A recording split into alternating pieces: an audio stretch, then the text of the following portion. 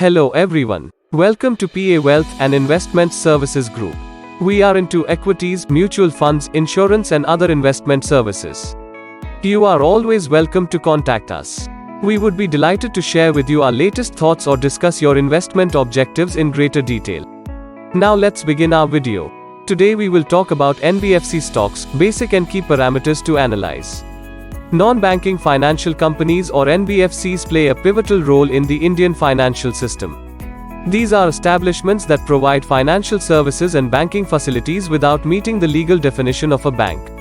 Reserve Bank of India and Ministry of Corporate Affairs regulate the working and operations of NBFCs in India.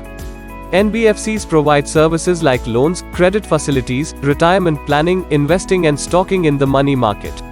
NBFCs also provide a wide range of monetary advice like chit reserves and advances. However, these institutions are not allowed to take traditional demand deposits, readily available funds, such as those in savings accounts from the public. These organizations play a crucial role in the economy, offering their services in urban as well as rural areas, mostly granting loans allowing for the growth of new ventures. Types of NBFCs: Asset Finance Company, Investment Company, Microfinance Company, Infrastructure Finance Company, Loan Company, Mortgage Guarantee Company, Core Investment Company, Housing Finance Company. Now let's understand key parameters to analyze NBFC. Revenue of NBFC. NBFCs borrow money from one place and lend it to the people and businesses at a higher rate. Revenue is largely the interest income in the case of NBFCs. There are other sources of income like fee-based income such as loan processing fees etc., but these are typically very small as compared to interest-based income. So the revenue for a NBFC is simply the lending rate multiplied by the size of the loan book, AUM, assets under management. Assets under management of NBFC. Assets under management are the total market value of the financial assets that NBFCs manages on the behalf of its clients. It is an important parameter while analyzing a NBFC as it measures size and success of the NBFC compared with its history of assets under management in previous periods and compared with its peers in the industry. The assets under management are directly proportional to the performance of our NBFC. Also, it is a strong performance indicator as a larger AUM is typically correlated with larger revenues. AUM may increase when new customers and new assets are brought into the NBFC. Conversely, AUM reduces by client defections, redemptions or withdrawals and other generally adverse events. Year-on-year NBFC's total AUM overall grew at a CAGR of 15% overall in last 6 years. AUM mix. Interest spread. Net interest spread is the another significant parameter. The net interest spread is the difference between the interest expenses by the NBFCs and the interest they receive from loans to consumers. In other words, it is the difference between the borrowing and lending interest rates of the NBFCs. The company generates income from the spread when the interest that it earns from loans is greater than the interest it pays. The interest spread is a key determinant of the NBFC's profitability and it is considered as a measure of profit margin. Greater the spread, the more profitable NBFC is likely to be. Both lending and borrowing rates can fluctuate over time, which means that NBFCs needs to keep a close eye on them to prevent a substantial decrease in income. Net interest margin. NIM is a measure of the difference between the interest income generated by banks and the amount of interest paid out to their lenders relative to the amount of their assets. Here is the formula of net interest margin.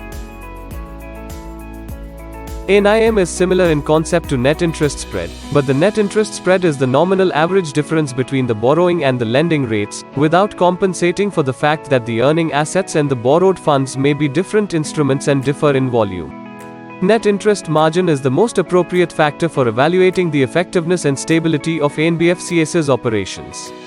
If NIM is positive, it means that NBFC is using its assets effectively. Higher the margin, higher will be the profit for NBFC. Whereas a negative NIM means that the NBFC is not making the right business decisions. It simply means that it is not able to lend effectively. Sources of funds. Like banks, NBFCs do not rely on current account savings account (CASA) deposits for raising funds, as CASA deposits are only meant for banks. NBFCs do not have this advantage. It means NBFCs needs to look for alternate sources of the money supply, where the interest rate offered is quite higher than the deposits taken by banks. NBFCs raises fund through various alternative sources, borrowing from other financial institutions, external commercial borrowings, commercial papers, bonds and non-convertible debentures, securitization and other loans. NBFCs should not depend on just one source of fund and must have a diversified borrowing profile in order to mitigate risk. In order to diversify, NBFCs are steadily increasing market borrowings via masala bonds, external commercial borrowings, ECBs, and foreign currency bonds.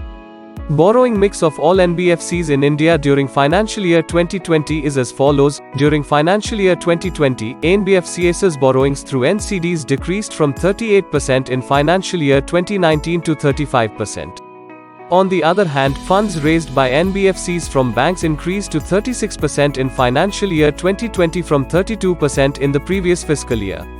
In the financial year 2020, share of securitization remains same as of financial year 2019, that is 10%. On the other hand, contribution of commercial papers decreased to 4% from 9% in the year 2019.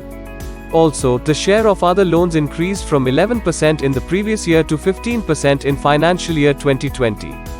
Return on assets. Return on asset (ROA) is an important performance indicator for measuring the performance of NBFCs. This ratio tells that how efficient the NBFC is in its operations and fundraising. It shows how profitable a NBFC is relative to its total assets. ROA is best used when comparing similar companies or by comparing a NBFC to its own previous performance. Return on equity. Return on equity (ROA) is a measure of financial performance. This ratio is a financial ratio that helps measure a company's proficiency to generate profits from its shareholders' investments. Return on equity equals average shareholders' equity upon net income.